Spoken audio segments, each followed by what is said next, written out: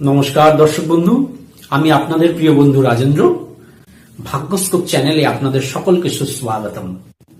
সাথে আপনাদের জন্য রইল অঢেল অফুরান শুভেচ্ছা অভিনন্দন। প্রতিদিনের ন্যায় আজকেও একটি নতুন বিষয়ের সাথে একটি নতুন ভিডিও আপনাদের সামনে উপস্থাপন করতে চলেছি। আমার সাথে সব সময় যোগাযোগ রাখতে নিচের ফেসবুক পেজটি লাইক করুন এবং ফলো করুন। আর আমার হোয়াটসঅ্যাপ গ্রুপ জয়েন করতে আজই নিচের নাম্বারে রিকোয়েস্ট পাঠান। আসুন এবার আমরা মূল বিষয়ে এসে উপস্থিত হই। দর্শক বন্ধু, আজকের ভিডিওতে আমি আপনাদের সঙ্গে একটা আমার খুব গুরুত্বপূর্ণ বাস্তু ভিজিটের কেস স্টাডিজ নিয়ে আলোচনা করব। এক্ষেত্রে আমি নামটামগুলো একটু গোপন করার চেষ্টা করব, কারণ যেই ভদ্রলোকের বাড়িতে আমি এই বাস্তু ভিজিট করেছিলাম তিনি খুবই একজন সুপ্রতিষ্ঠিত স্বনামধন্য ব্যক্তি। একটি খুব বড় বেসরকারি কোম্পানিতে চিফ এক্সিকিউটিভ অফিসার সিইও পদে কর্মরত। সমস্যাটা শুরু হয়েছিল উনি যখন একটি খুব পশ ফ্ল্যাট বা অ্যাপার্টমেন্ট আপনারা যাই বলুন কয়েক বছর আগে ক্রয় করেছিল দক্ষিণ কলকাতার কোনো এক হাউজিং কমপ্লেক্সে, এবং ক্রয় করার পর থেকে ওনার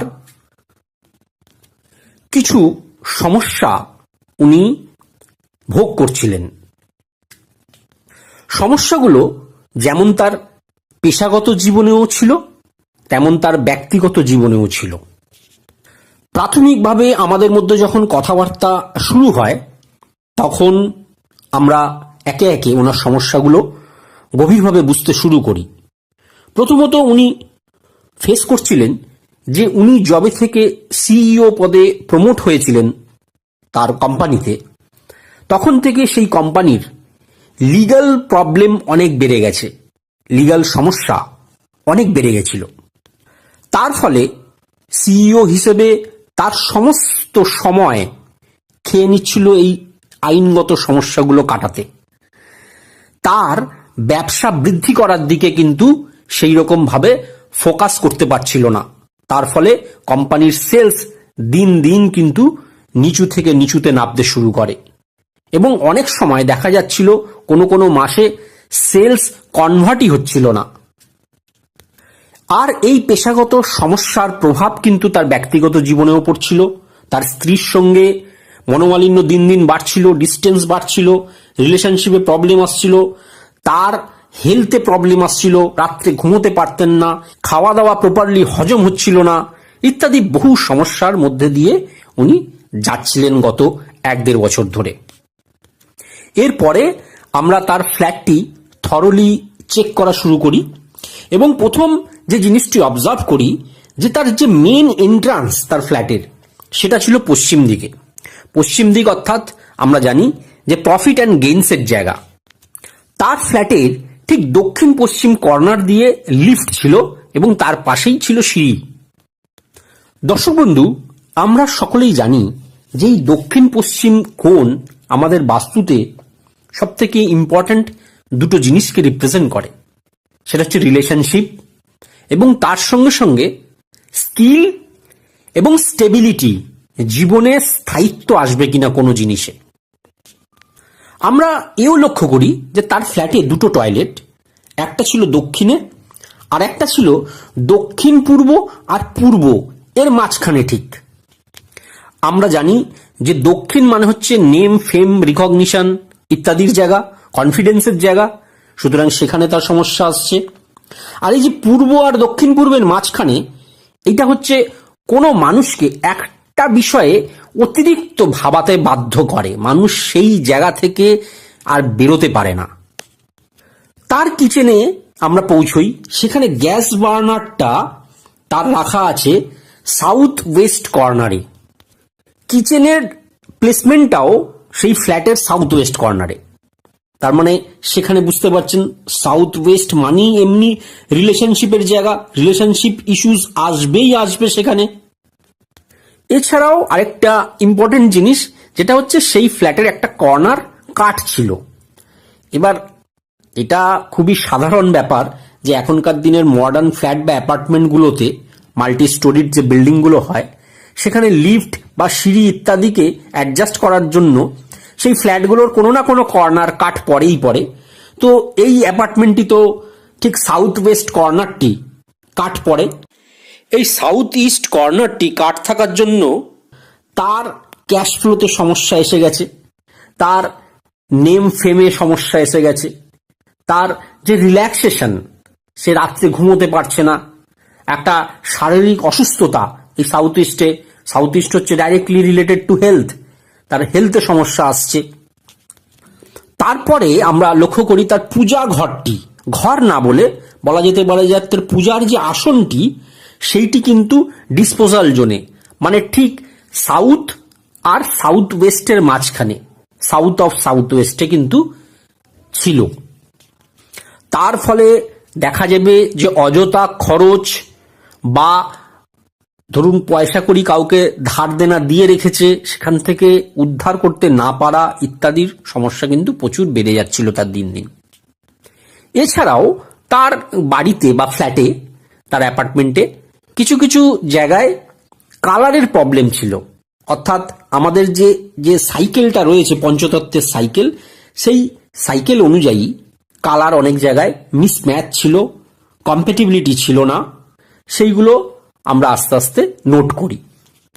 দর্শক বন্ধু, এরপরে আমরা রেমেডি সাজেস্ট করা শুরু করি, কিন্তু রেমেডি সাজেস্ট করার সময় উনি আমাদেরকে পরিষ্কার বলে দেন যে আমার কিন্তু স্ট্রাকচারালি ভেঙে নতুন কিছু করা কিন্তু সম্ভব নয়, যা কিছু করতে হবে ইন্টারনাল করতে হবে, এইভাবে কিন্তু আপনারা রেমেডি সাজেস্ট করবেন। তখন আমরা প্রথম এন্ট্রান্স দিয়ে রেমেডি সাজেস্ট শুরু করি।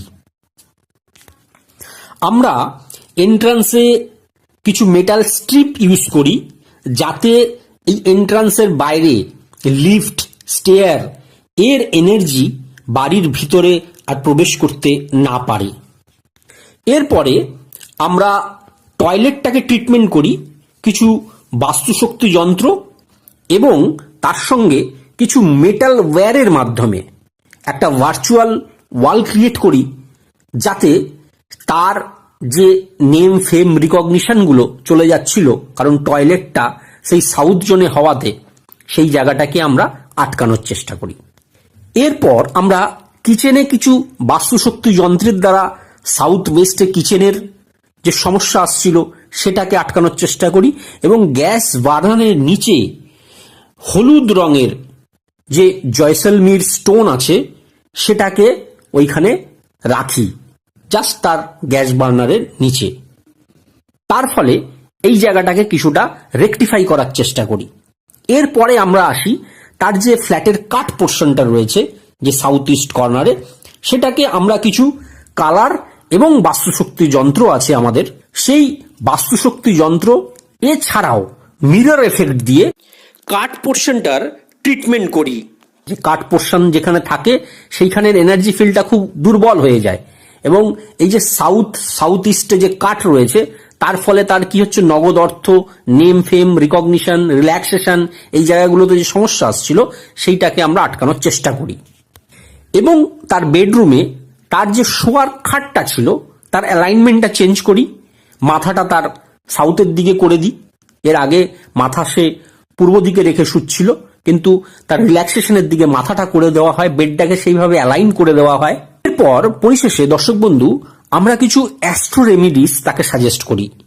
তার বার্থ চার্ট আমরা ভালো করে অ্যানালিসিস করার পরে, বিশেষ করে যেই হাউস বা প্ল্যানেটগুলো অর্থ এবং পেশাগত উন্নতির সঙ্গে সরাসরি যুক্ত, সেই ঘরগুলোর শক্তি বৃদ্ধি করাতে আমরা কিছু রেমেডি সাজেস্ট করি, যেমন সেকেন্ড হাউস, যেমন 11th হাউস, 10th হাউস, এই প্ল্যানেটগুলোর তার শক্তি বৃদ্ধি করতে সাহায্য করি। এছাড়াও তাকে দুটি মন্ত্র বলা হয়, যে দুটি মন্ত্র রোজ জপ করার জন্য।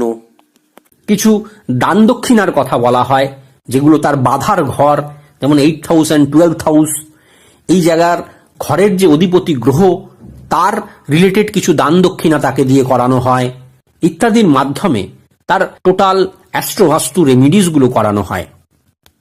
দর্শক বন্ধু, এর পরে ঠিক 2.5 মাস যেতে না যেতে উনি আমাদেরকে ফোন করে জানান যে এই মুহূর্তে তার যে অফিসে যে লিগ্যাল সমস্যাগুলো চলছিল সেই সমস্যাগুলো পুরো না মিটে গেলেও মেজর কিছু সমস্যা কিন্তু থেকে তিনি মুক্ত হয়েছেন। তার যে পয়সা কড়ি যেগুলো ধার দেনা দিয়েছিলেন কাউকে কাউকে, সেই জায়গাগুলো অনেকটা 80% রিকভার্ড হয়ে গেছে। এছাড়াও এই কোয়ার্টারে অর্থাৎ 3 মাসে তার যে সেলস ভলিউম, তার কোম্পানির সেলস ভলিউম অনেক বৃদ্ধি পেয়েছে আগের কোয়ার্টারগুলোর থেকে। এরপরে সর্বশেষে তার ব্যক্তিগত জীবনে কথা তিনি জানান। তিনি বলেন এখন বাচ্চাদের সঙ্গে, ওয়াইফের সঙ্গে, ফ্যামিলির সঙ্গে তার রিলেশনশিপ অনেক ডেভেলপড হয়েছে। ইনি এখন কিছুদিন ধরে ফ্যামিলিকে বেশি সময় দিতে পারছেন। সুতরাং আর কি চাই? এটাই তো চাই, হ্যাপি এন্ডিংস। তার জন্যই এই অ্যাস্ট্রো বাস্তু যে সাবজেক্টটা, যে ডিটেল অ্যানালিসিস এবং তার সঠিক রেমেডিস যদি সঠিকভাবে আপনারা আইডেন্টিফাই করে এই রেমেডিসগুলোকে ঠিকভাবে কেউ করতে পারে, তাহলে 100% রেজাল্ট পাবেই পাবে।